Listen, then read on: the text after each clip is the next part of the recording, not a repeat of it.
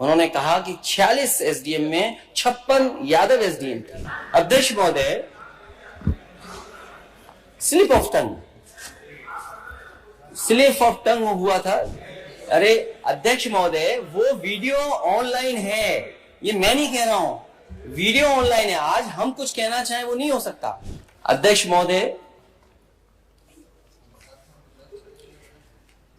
नेता सदन ने एक अखबार की, मुझे नहीं पता कि वो सच्चाई क्या है उसकी, और कहा, हालांकि वो स्लिप ऑफ टंग भी हो सकता है, उन्होंने कहा कि 46 एसडीएम में 56 यादव एसडीएम थे, 86 थे।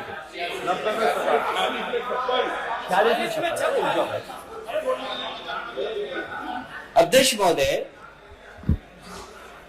स्लिप ऑफ टंग हुआ था नेता सदन से।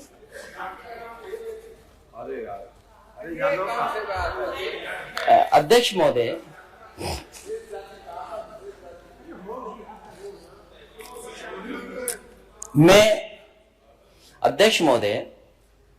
नेता सदन ने एक अखबार की कोई कटिंग लाई और यही मैं मान लेता हूं कि विशेष जाति, लेकिन क्योंकि सदन में उस तरह की भाषा नहीं इस्तेमाल होती है जो बाहर होती है, जो बाहर कहा गया वो दूसरी बात थी। वो हमारे सदस्य इस तरफ के भी जानते हैं, उस तरफ के भी जानते हैं, और जो लॉबी में बैठे हैं वो लोग भी जानते हैं, और पूरा प्रदेश जानता है इस बात को, क्या उंगली उठाई गई थी।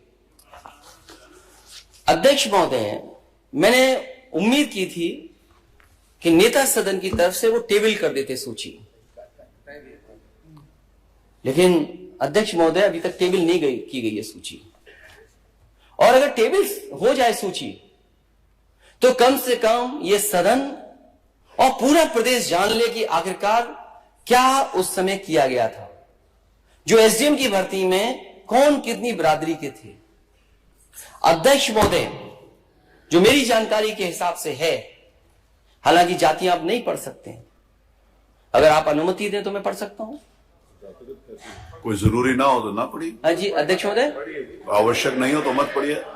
नहीं, वो जरूरी इसलिए है क्योंकि आरोप लगता है,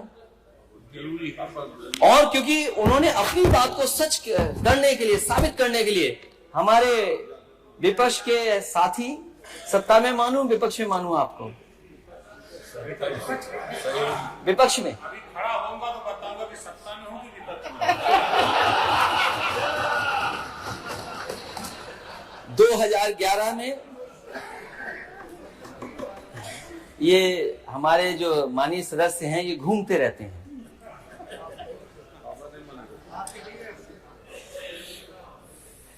हमारा बहुत पुराना कवि साथ था एक जमाने में, शुरुआती दौर में भी हमारे साथ था, उससे पहले बहुजन समाज पार्टी में भी थे। 2011 में जिसका आरोप लगा था, सदन में जो प्रेस नोट पढ़ी गई थी, नेता सदन अगर रखना चाहे, आप टेबल करना चाहे तो मैं क्यों पढ़ूं? आगे बढ़िए, पढ़ दीजिए, आगे बढ़िए। जो आरोप लगा कि 2011 में 46 में 56, तो ये मैं मानता हूं कि नेता सदन से स्लिप ऑफ टंग हुआ। 46 में 56 कुछ इस तरह का स्टेटमेंट था। अरे अध्यक्ष महोदय, वो वीडियो ऑनलाइन है, ये मैं नहीं कह रहा हूं, वीडियो ऑनलाइन है। आज हम कुछ कहना चाहें वो नहीं हो सकता। नेता सदन जानते हैं। आपने दोबारा नेता सदन का भाषण नहीं पढ़ा, डांट पड़ेगी आपको घर जाकर के। वो स्लिप ऑफ टंग हो सकता हो गया हो। जो टोटल भर्ती एसडीएम की उस समय हुई थी वो 30 थी, जिसमें मात्र यादव एसडीएम 5 थे, जिसमें और बिरादरी के हैं, मैं नहीं पढ़ना चाहता हूं। एक 7 थे और 3 थे, और पूरी सूची मेरे पास नहीं है, लेकिन सरकार सूची जारी करे। 2012 में पीसीएस भर्ती में जो आरोप लगा वो यादव एसडीएम 4 थे, 2013 में 6 थे केवल, तो आखिरकार 2015 में 3 थे। मैं चाहूंगा कि नेता सदन और सरकार इस सूची को जारी करे। और अध्यक्ष महोदय, मुझे याद है, हाँ विशेषाधिकार तो बनेगा, सरकार जारी करे इस सूची को।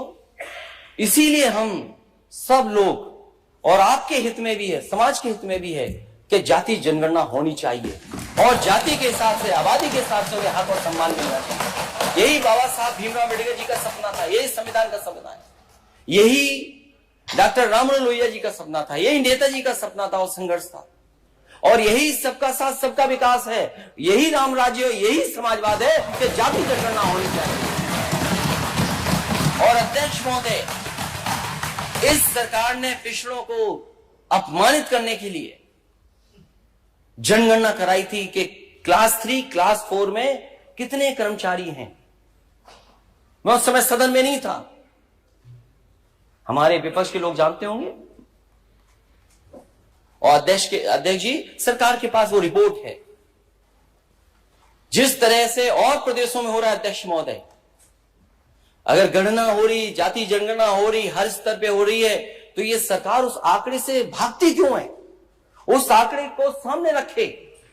और अगर आप जाति जनगणना के खिलाफ हैं, तो आप प्राइवेटाइजेशन के खिलाफ क्यों नहीं हैं? आप आउटसोर्सिंग के खिलाफ क्यों नहीं हैं?